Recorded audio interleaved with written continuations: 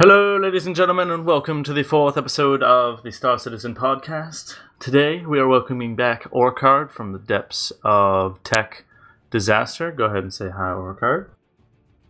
Hey guys, good to be back. Today, we have some interesting topics to talk about. First off, we have a buddy of mine, Apox. He's a new clanmate, and he sent me a message the other day because I had touched on the Bengal Carriers, which is that huge carrier that you see within the trailers, and he sent me a link to the wiki where it is confirmed. Okay, it's a wiki, I know it's editable, but it's confirmed that the Bengal Carriers are those space stations that will be floating around the universe. Basically, what their design philosophy is it's a big floating base that has been destroyed in some type of combat. It's the UEE's flagship. So if you get together with a bunch of people and repair it and put in a bunch of time in repairs, you can actually get those ships, and I think that's an outstanding thing. Yeah, you gotta think of it as a giant capture point. Once you and some friends go out there, secure it, and finally, or some time, repair it, that ship is now in your clan's possession, and other clans or players will have the opportunity to come try to raid you and try to take the ship for themselves, because it will be boardable and it will be capturable by other clans once you take possession of it. So, just looking at the ship, I thought it was amazingly well put together because it's like a 2-kilometer ship. It's got 40 anti-air turrets and tons of just missile silos, huge engines. It's, like you said, it's a flagship. It's supposed to stand out and do all that cool stuff. I mean, I'm interested to see how they're going to be able to. Maybe it's going to be required that you have people online from your clan 24/7 to man this thing, but I wonder if there's going to be like a specific hangar for when your team goes offline. I mean, it's not just going to be floating around space, so it'll be interesting to see what they can do with that type of ship. It's going to be epic. Oh yeah, it's looking to be one of those, kind of in-game sort of things, but with this kind of game, there really is no in-game. You just You know what it reminds me of? DayZ helicopters, dude. Like, you find a helicopter by yourself, and then you gotta go out and find all the parts to repair it with your clan, and you could do it alone, but it's near impossible. Like, you need a clan, and once you have that clan, you have so much power on the map because you have a helicopter. You can get from A to B faster, etc., etc. So, that's what it kind of reminds me of. With every, big construct, there's always the weakness of, tiny little ships raiding you and destroying it. But, with you, it's always DayZ, but I could see where you're going with that. Exactly. All right, so next on the list, we got to talk about the Centauri System that was announced. There's a bunch of planets announced. I know that Orcard took some time and reviewed all of it. I haven't really done a ton of research. I know a little bit about it, so I'm going to let you take this one, Orcard. Yeah, it's they're trying to give us as much information as they can about the new ships and the new systems that they're going to be introducing. Keep us in the loop with the new ships and the new systems that they're putting in the game with all the planets. Basically, the Centauri system, it's going to have 5 planets with 3 known jump points surrounding a large Type A sequence star, which is, kind of like our star. They're in the inner planets. They're mostly consist of like a Vesuvian planet, like Venus that we have here. It's like rocky, really hot. It's only going to be really good for mining and research stations. And then they have their main planet, the Psyche. It's the 3rd planet. It's the main reason to visit Centauri because, one, it's a bustling, beautiful, terraformed world. And they planned it cultivated for human habitation since the initial survey. It's one of the only worlds in explored space where the Governor's Council has imposed a population cap, which limits the number of inhabitants to preserve the environment. It's also one of the main production facilities for MISC, which was one of the big ship production companies that you'll get some ships like the Starfarer and their other lineups.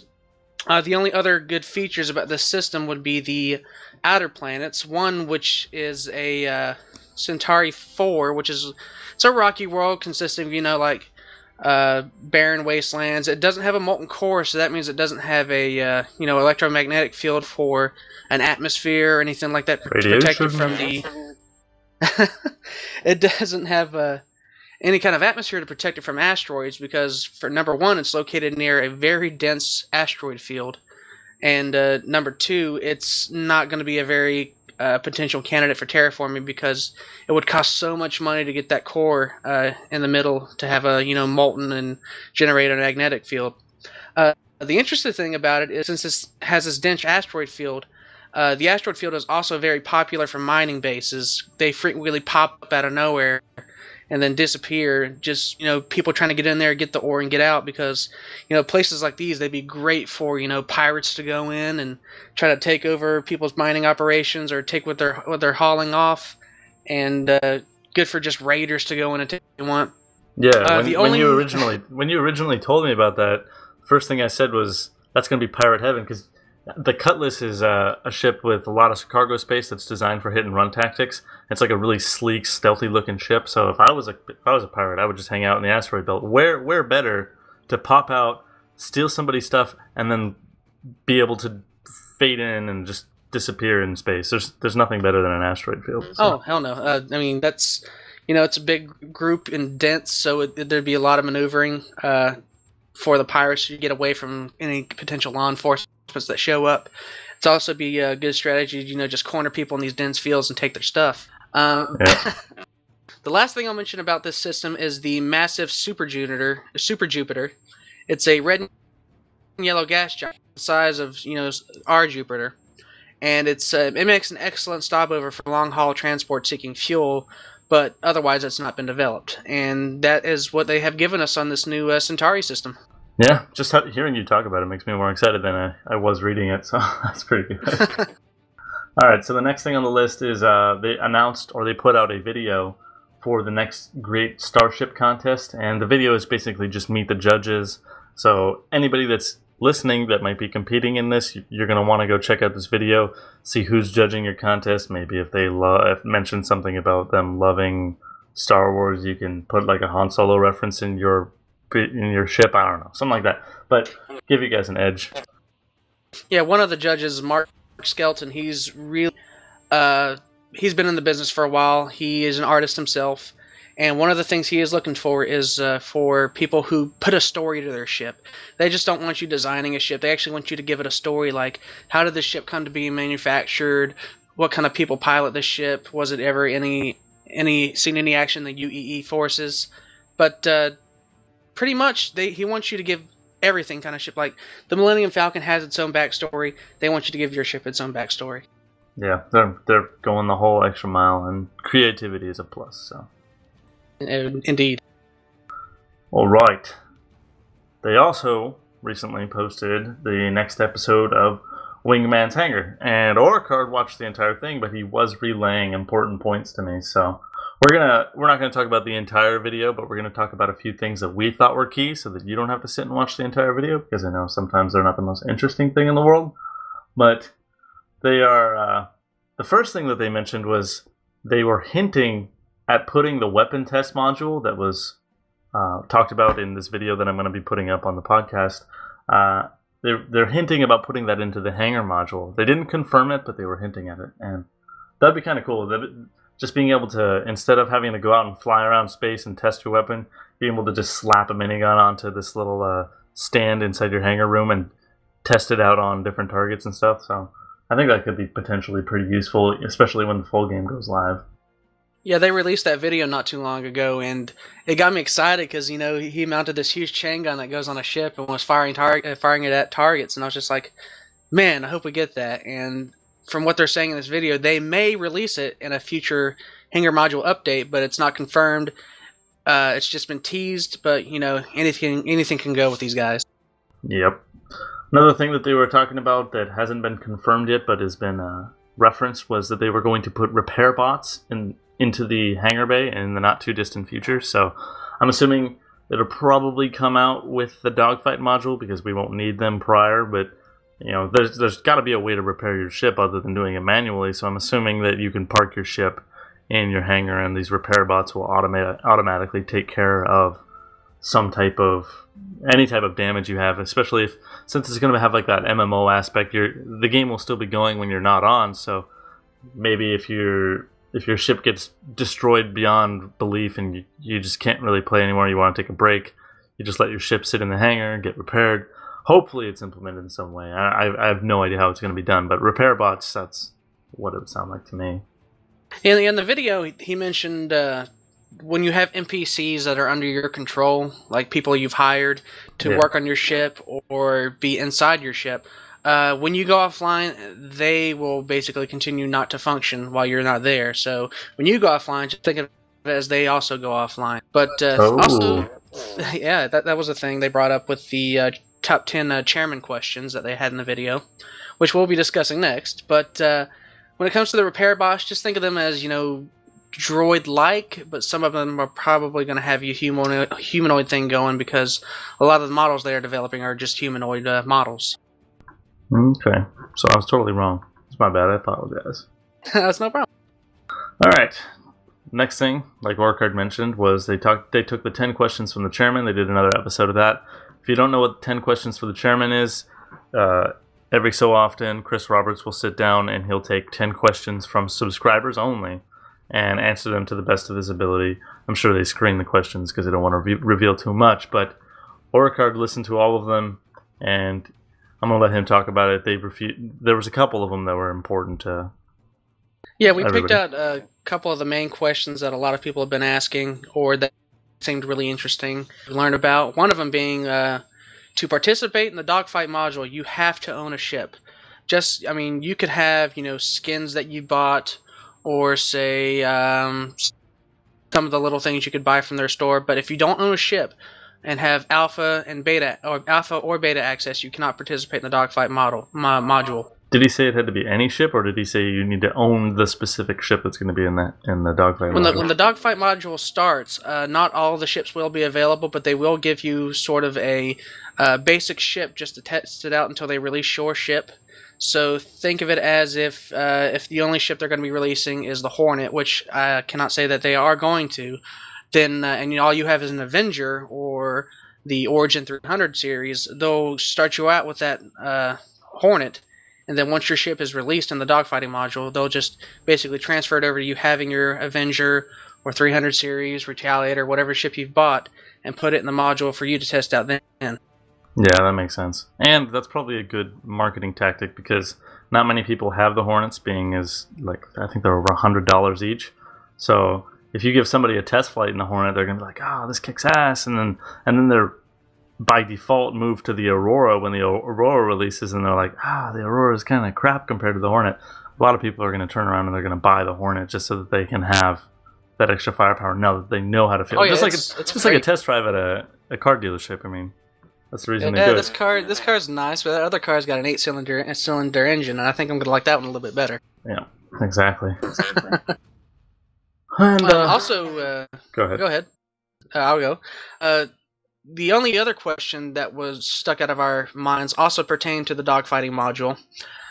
Someone asked, when you start the dogfighting module, are you put into an arena, or are you just, zapped out into space in your ship?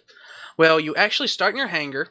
You go to your holo panel and choose your loadout for your weapons, your type of engines, anything that you have to add on. And then you go hop into your ship, you turn on the engine, your hangar opens up, and you fly out into space. And it puts you into the dogfighting mode, where you just go out, kill people, and test out all the cool little things that they've added to the ships. And like they've said, the dogfighting module is just going to be, just to make sure it all works. But they will be tweaking, they will be fixing, they will be balancing weapons. It's not going to be perfect, but it will be there, and you just go out there and kill bitches. I'm sorry. Okay. Oh, that was funny. Anyways, the next thing. This is an inside joke. You guys have no idea why I'm laughing right now. I sound retarded. Patch day number 9 was released. So they just released the patch, and the most important thing that you guys need to know about this patch that was just released was they included client-side persistence, which means that if you go into your hangar and you modify your ships and add, take one weapon off another and put it on a different ship, it will actually save client-side now instead of every time that you have to go in, you have to change it. So that's a big step towards the future. It's something that needed to happen. So I'm glad that's coming. They also announced that there's going to be a bigger patch coming down later at the end of the week. Not sure what this is. I don't think they said, but it could be the dogfight module. I'm not 100% sure. So. Also announced for the patch day number 9 module was they were going to add a couple little neat little things here and there. Like some players had a fish tank. They're going to make it look cooler. They're going to give everybody a trophy case. They're also going to be adding any little knickknacks you bought off the Voyager. It's going to be included with this patch. So just little, people to think for people out there that bought those little neat add-ons. Yeah, that's surprising how much money people have spent on little tiny things that don't really make a difference. Yeah, like $5 for a digital lamp. yeah. I mean, it's supporting the game, and I support people who do it. But oh yeah, digital lamp, like maybe it'd be cool. Now that'd be cool. Let's take a note. Hopefully, a developer listens to the show. If you could take the things from your Hangar Module and put them in your ship, like if you wanted to move that digital lamp to the desk inside your constellation. Well, that'd be cool. I don't know about that. Fish tank. Think about a fish tank in your constellation. How cool would that be? I can see where you're going with there. Going all Commander Shepard on us, huh? Yeah, exactly. Yeah, that'd be cool. All right, so Apox again requested in a comment. Anybody can do this, but Apox, the last 2 podcasts, has requested that we talk about a certain subject, and he wants us to talk about the Oculus Rift and what we think it will be like in the end game. And immediately, I just want to say, like, my first real Star Citizen video was top 10 reasons that this game's going to be amazing, and number 1 was the Oculus Rift. I will drop any amount of money they request to get the full 1080p version of the Oculus Rift, just because the immersion with my joystick and my rudder controls and everything, it's going to be like unlike anything that I've ever played before. And I'm so invested in Star Citizen already, like mentally. And just, even on YouTube side, I'm so invested that there's no limit to how far I will go for this game, and I'm freaking stoked on it. When I imagine you playing the game with the joysticks, the rudder pedals on Oculus Rift, and headphones on, of course, I can't imagine, someone in your family walking in and it looks like you're connected to the Matrix or something. Exactly. But when it comes to the Oculus Rift, a lot of people are saying it's gimmicky. Otherwise, my own opinion is I haven't tested it yet. I don't know if you've tested it yet or not, Devil, but definitely want to try it. I mean, a lot of people have been getting headaches from it and stuff like this, but would I pay $300 for it? Maybe. It just depends on the reviews as it gets when it's finally released. But I've also looked into TrackIR, for being able to look around your cockpit while you're still flying. TrackIR was used a lot in Arma 3 and Arma 2, stuff like that. So if you can't afford an Oculus Rift, TrackIR would probably be your next best peripheral to get. But Oculus Rift would probably be the superior one, just because you have that full immersion. You have the goggles on. It's in 3D to you. You feel like you're in the cockpit, because when you look down, everything's got a depth perception to it, and it would just feel a lot more intuitive when you're dogfighting, just to actually physically look around your cockpit and look behind you for anyone tailing you, and then it probably give you a better edge when you're dogfighting as well, or you're just out there exploring the universe, just to be able to look around and go, "Wow, this is amazing." Yeah, it's going to give you a massive advantage in dogfights, because with a mouse and keyboard, I don't know about you guys, but I play Arma with mouse and keyboard. I don't have TrackIR, and I don't have an Oculus, obviously. It's incredibly hard for me to look around while I'm actually in a dogfight, using my controller to pull it, using my joystick to pull the trigger. I can't look around. I need my mouse to do that. So with the Oculus Rift, it's going to add that extra layer. And yeah, people are saying maybe they're getting headaches from it, but I honestly sit in front of my computer 6 to 8 hours a day already. If I don't get a headache from doing that, I don't think the Oculus is gonna hurt me. Yeah, it's same case here, man. Yeah, and then there was something else you said that I wanted to respond to. The first thing you said was the headaches. The second thing you said was no. I had a thought where I wonder, because Twitch is getting so big, I wonder what it's gonna be like when people live stream with the Oculus.